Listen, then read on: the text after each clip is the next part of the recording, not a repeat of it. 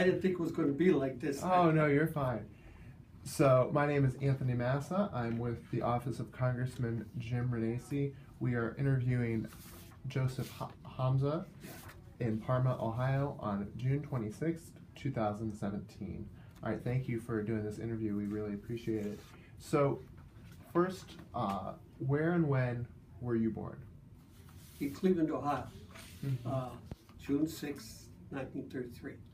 So, growing up, did you have siblings? What was your life like growing up? What did you do for fun? There was 5 of us, Mm-hmm. and my mother died when I was 6, and then the war came. Mm-hmm. My brothers went to service. One was in the Air Force, and the other one got wounded in the Battle of the Bulge. Mm. And that was about it for those guys. Mm-hmm. And they were in, one brother was in there for 4 years. They drafted him in September of 41. So he was in way before the war started. And that's my other brother went during the war. So, were you the youngest then? Or? Yeah. Mm-hmm. I was 6, well, my mother died when I was 6, so Mm-hmm. I was pretty young during the wars, you know. Yeah, so what was that like growing up during the war? How did that affect you? All we got was cardboard toys. We didn't get anything made out of metal or anything, and I used to go stand in line for the food. Mm-hmm. My father would give me a note, and he had to take it down to the grocer and things like that. So did growing up during the war and seeing your brothers go off to war, did that influence you at all into wanting to join the military, join the service? No, everything was too crazy, you know. My father, when I got old enough, my father took me in to work with him because he was working 2 places. Mm-hmm. He was a foreman in both places, and I got a chance to work with him. Of course, I was below the 16-year limit, but Mm-hmm. they needed everybody. And Right. all I did was clean up and sweep up and stuff like that. Mm-hmm. So that was during the war years.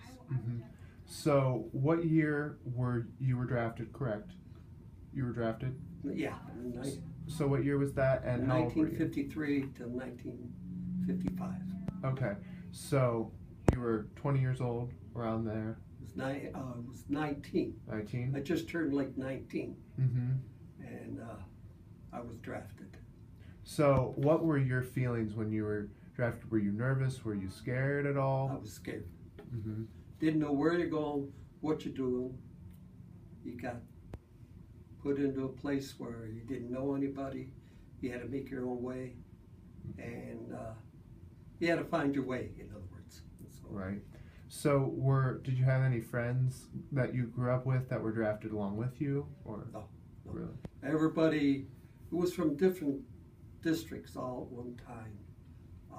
There was nobody that went in. A lot of people from Cleveland, yeah, but none that I went to school with or bumped around. Mm-hmm. So, briefly take me through the process after you were drafted. So, did you then go to basic training? After I was drafted, I went to Fort Meade, Maryland, Mm-hmm. and then there we took all those tests and everything, and then they pulled me out and put me in another barracks. For what reason, I don't know. I went with another group of people, and then we got put on a train, and we went to Fort Campbell, Kentucky. Took our basic in Fort Campbell, Kentucky, and we were getting ready to ship out to Korea, and we were on the platform of the train, getting ready to get on, and they pulled me and about 50 other guys off, sent us into, I don't know, another area to get put into the Army. And I went down to D Company, 503 3rd, and the guy says, I don't want you. D Company is a rifle company. And I'll never forget that. I asked him, I says, you don't want me? I says, all you do is fire a rifle, you know. And he said, no. So he said, you're overqualified. I said, this ain't the Army. So we went into Head and Head Company, which is communications. And the guy says, no, you're overqualified. So they sent me into service company. There I got put into the, said it was office material. So I got put into there, and then they took me and they read all my qualifications, and they put me into the motor pool. I was regimental dispatcher, which meant I was 24 on duty, 24/7. Vehicle broke down, I'd go with the sergeant and the 5-ton wrecker, and we'd go pull them back. That was primarily and mostly part of my duties. And then I got involved with the heavy weapons, setting that up. Go to the airport, help load the aircraft, make sure everything was packed right, and jump with the stuff, and get out there and see what was going on. Mm-hmm. So in doing all those different things, what did you enjoy that? What was your favorite thing that you did? You had to do it. That was it. You enjoyed it. You made the most of it. Right. No, we did a lot of good things and a lot of bad things. Mm-hmm. So during basic training, during that time, you said that can you take me through the process of, because you had mentioned that you thought you were going to go to Korea, but then you ended up not going. They told you every day you're going. Mm-hmm. You're going to be on the front line. Every morning, that was the first speech you heard. And you better learn what they were telling you. So that was part of the program. You heard that every day, right up until you got into your regular outfit, and then it dropped off, you know. So then when did you find out that you weren't actually going to be going over to Korea? The day that they pulled me off the train, because all those people, I don't know how many, we were getting on the train at Fort Campbell. They pulled all of us out. We had to stand on the sideline, watch the train leave. Then they took us to the area where they kept us in the barracks. There was only 50 of us, and they kept us in the barracks. I don't know why or what reason. I really don't. So when you came to the realization that you weren't going to be going over to Korea, was that met with relief? Were you relieved? Or how did you feel about that? I really didn't care one way or the other, because my brothers were both in it. Right. And they got to go to Europe and different places, and they used to sit there and tell me about their adventures, you know. So I really didn't have I just mixed emotions, so to speak. Sure. You send me, I'll go. That's it. Well, you can't say anything. Mm-hmm. And so did you have other people that you had become friends with or that you went to basic training with, that ended up going to Korea, or did you all end up not going? I'm thinking, some of those people that I was with went to Germany. Some of the people, most of the people went to Korea. I was one of the, out of my boot camp training place, I think I was about maybe there was only 3 or 4 of us that got off. Where they went, I don't know. Mm-hmm. But that was it. So did you ever keep in touch with anyone that you went to training with afterwards? No, they were all gone. There was nobody around. You were by yourself. Right. So every place I went, I had to make new friends. Mm-hmm. And so when you finally you ended up doing the setting up of the weapons, correct? Yeah. And so what was that like? Did you enjoy that? Do you have any memories of doing that? The lieutenant I was with, he always came and got me because he says, I send you someplace and you come back. He says, that's what I like about you. So I got to go a lot of places, you know, so to speak. We went to Georgia State Park, Natchez Straits. We went to Alaska. Like I said, Elmendorf Air Force Base. We got to go there. We got to go Stewart Air Force Base in Alaska, and Whitehorse, Canada. It's on the Elkin Highway. We got to go there and do a few things there. So we're all over, you know, so to speak. We flew over a lot of country, but that was it, you know. So of all the places that you got to see, what was your favorite place? Whitehorse, Alaska. Yeah. We walked away from an airplane that crashed. Really? Yeah. It was like 1:30 in the morning. Mount McKinley was there, and the left engine on the 119 blew up, and they were going to make us jump to get out, but the pilot got the plane under control, and he brought us in Whitehorse, Alaska, and just blew the whole engine apart. It was really something. All the parts came through the fuselage. It was something to see. Everything filled with smoke, and that was it. That was the only adventure that I really, you know, was exciting. You know, oh boy, you're holding on. You know, yeah. It's a one-way ride down.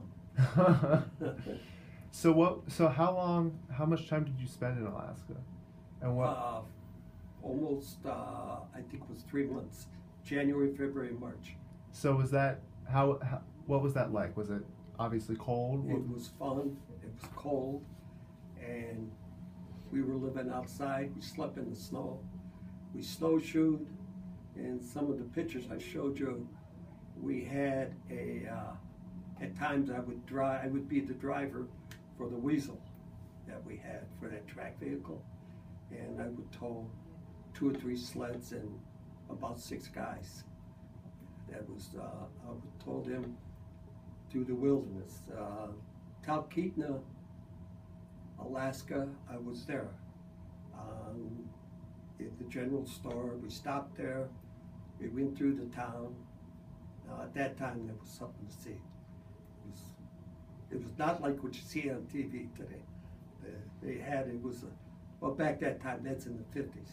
Now you're looking at, you know, 2000, well, then it was in the 50s when I was there. So that was right when Alaska first became a state, too, wasn't it? No, that was classified as overseas. Oh, it wasn't a state yet? No. Really? That's how I got my overseas qualifications. And it was just the campers and trappers, and you meet them out there in the outback, you know, you'd be out there running through with your snowshoes and skis. So we did a lot up there. Mm-hmm. So then did you ever, while you were in Alaska, or while you were going around the country setting up these weapons, did you ever hear anything from the people over in Korea? Did you know what was going on ever? No. You don't, when you're out there in the field, there's no radio. Right. You make your own noise and just eat the sea rations. That was it.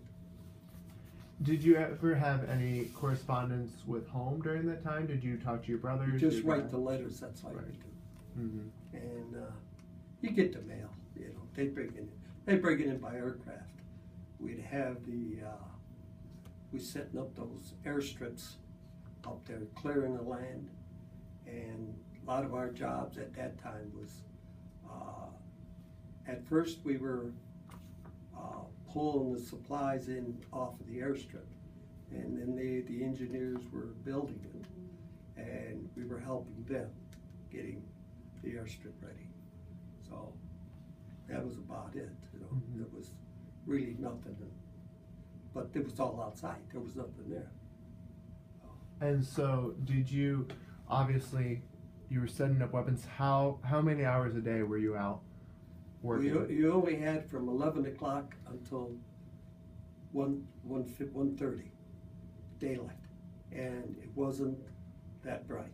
Mm-hmm. So the rest of the time, if you were out there, it was with the lights of the vehicle, your weasel, and picking up the stuff, and they airdrop everything, and you went out there, you picked up everything. You stayed out there till you got it all picked up and you brought it. So what else did you do in your time then? Obviously it was dark, so what did you guys do for recreation, things like that? You made your own fun. There were 6 guys in the squad tent, and you slept most of the time. Yeah. Stay out of trouble. That was a big thing, because they were always watching. The cadre, I'll call them, it's the lieutenants and the sergeants. They were always floating around to keep you in, corral, because you went outside to be snowing, so you had to have a rope to go outside and come back, because the snow was coming. In those days, you just stayed put. There was nothing you could do. You couldn't see from here to that wall where you were at. So, yeah. Dark. Yeah. And below and cold. So then was Alaska the last place you were, or did you go anywhere else before you left the service? Got up into Colorado mountains. We were there for the next year for 3 months. We went there in January, Leadville, Colorado, Carson City, Fort Collins, and Palo Alto, and a few other places. We were supply. We had to run the people sick call. We had to run those guys down to Camp Carson and then bring them back and things like that, and bring the food and the stuff. So that's mainly what I did, was in that type of thing. So these were all people at different bases? These were all people that you were helping at different bases throughout the country? Yeah. Mm-hmm. We went with the 503rd Wind. Mm-hmm. We were the one basic unit that went in. We took care of the supplies and different things, and we were responsible for getting a lot of things. That was our main thing. And we did a lot of everything. When you were there, you did everything. What they told you to do, you did. That was it. So yeah, it was a lot of fun. Mm-hmm. Now that I think about it. Right. Used to go and in Stewart Air Force Base, we stayed in what they called a tent city. 6 guys, and you'd walk to breakfast, lunch, or supper. The moose would walk right alongside you, and they wouldn't bother you. It was something else to see. Wow. Really a different country Mm-hmm. at that time. Now I don't know what it is. Right. And so when did you return home? May 20th, 1955. So did they just discharge you, or how did that? They just discharged me. I really didn't have wasn't hurt, wasn't any specifics about anything, so you're free to go. That was it. They left about, what was it? In the unit I was in, I made friends, and 3 or 4 of them were from Detroit, Michigan, and from Mount Clemens, which I was there in Mount Clemens before the war. My sister lived there. And where was the other place? Mount Union in Ohio. There was a couple of guys from there, and we all kind of got together. We were in the same company, but you get to know these people. You say you're from Ohio, you get to talk to these people. And we used to come home on weekends or during the holidays when we were here at times. Most of the time we were gone. So, any of those people do you still keep in touch with, or did you keep in touch with No, after? I'm 84, and most of those people are dead and Mhm. gone. But did you keep in touch with after the war? Only one, and I lost contact with him about 2 years later, Mm-hmm. and I talked to him a couple of times, but I don't know what happened to him. Mm-hmm. So then, did you, after you were discharged, did you just go back home to Cleveland? Yeah. And then what did you do after that? I became a carpenter, Okay. and I'm still I worked as a carpenter all my life. I only worked for three companies all the time that I was out there. So, and then at 73, they finally let me go. I said, I got to retire, that's it. So I got out at 73 Mm-hmm. from working. So. And then did you start a family as well? Did you? Yeah, I had 2 boys, Mm-hmm. and they're doing pretty good. One's working at this company, he's been there 25 years. The other one's working at he worked for 105.7. Oh, uh-huh. He worked there. He Great worked for radio that. station. Yeah, and he was the not the base. He was an electrical engineer, so he had to take care of he's an electrical engineer. He's still working in that field today. Mm-hmm. And the other one's working, he takes care of your traffic lights. Mm. So they got I think it's 10,000 traffic lights that they Wow. they maintain through the suburbs. Mm-hmm. So he's out there every day. And then, so was it hard at first to readjust to civilian life after you had been all over for so long to come back and settle down a little bit? It was hard. The hardest thing I had was getting a job. Mm-hmm. And if I didn't know certain people that helped me get into being a carpenter, at that time it was father and son. There was no father. My father was a pattern maker, and he had no affiliation. The unions were strong. He had no affiliations. It was a neighbor down the street that really got me in. So he had 4 boys, and the one got killed in the B-29 crash going over Tokyo. So I'll take care of you. So you're a veteran, so he got me into a lot of places. So since your time in the service, have you been involved in any veterans organizations or anything like that? My brother, when he was wounded, he went to live during the winter months. He would live in Scottsdale, Arizona. And there they have what they call the DAV. Mm-hmm. And I'd be down there, I'd go there for 3 weeks in January. And I'd help him with my sister-in-law for about 10 years. I'd go down there for a vacation.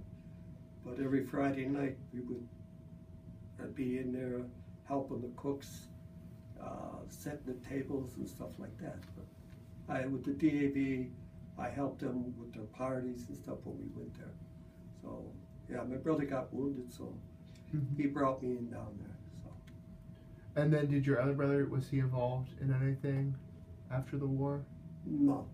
He flew all the good aircraft, the B-24, the B-25, the B-36, and that was his last aircraft that he flew in. And he never got a chance to go overseas.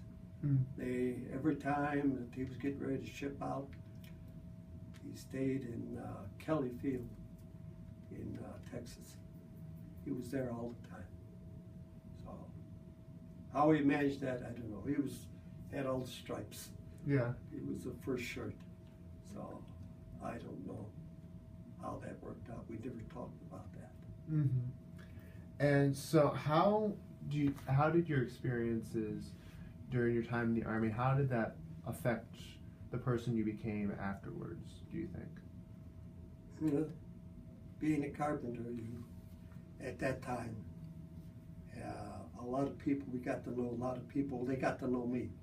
And every Saturday or Sunday, can you come over and help me build a house, build this and build that? So I was kept real busy, you know, it wasn't just hope. My wife got kind of mad, but, well, she liked the money that was coming. But that was it. I kind of stayed in that line of work. Mm-hmm. Were there any lessons, do you think, that taught you being in the service when you were so young? Did that teach you any lessons that kind of formed you or kind of forced you to grow up? Yeah, besides what my father taught me in the Army, it taught me discipline. If you didn't do it, you didn't get it. That's the best thing, the way I get taught. Mm-hmm. You gotta be out there and you gotta learn to take care of yourself. That's where a lot of guys went in and you see them all fall apart. Mm-hmm. They couldn't take the harassment. And were there people around you that you saw do that couldn't go through even basic training? In the first 4 weeks of basic training, 10 people left. They all went to AWL. Where they went, I heard they got them back, but that's all you hear. You don't know where they went, how they went, or whatever. You come in, you see the bunk empty, he's gone. So that was it. They never had anything like that, you know. Was there ever a time that you thought about giving out, or did you always, were you determined to keep going? I figured my brothers programmed me. You stay there. Mm-hmm. Don't do anything else. Just stay there, get your time over with. Don't do anything bad. So, right. My brothers were a big help. They kind of briefed me on what was going to happen. So. And did you correspond with them like via letters and things like that during? Oh, they came down to visit me. I came home and visited them, and we did a lot together. When I would get off, I'd come back at Christmas and stay for a week, 2 weeks, use my time up there. And I did that all the time that I was in there. So were you pretty free to come home when you needed to? Oh, no. You had to watch your program, so to speak. They had different things that you had to do. You had to be in different places to set this stuff up. You were responsible to get this material to the area, and you could only go at certain times. So Christmas was always open. All the big holidays were always open. So you never had trouble there. If you wanted to go, you could go. Mm-hmm.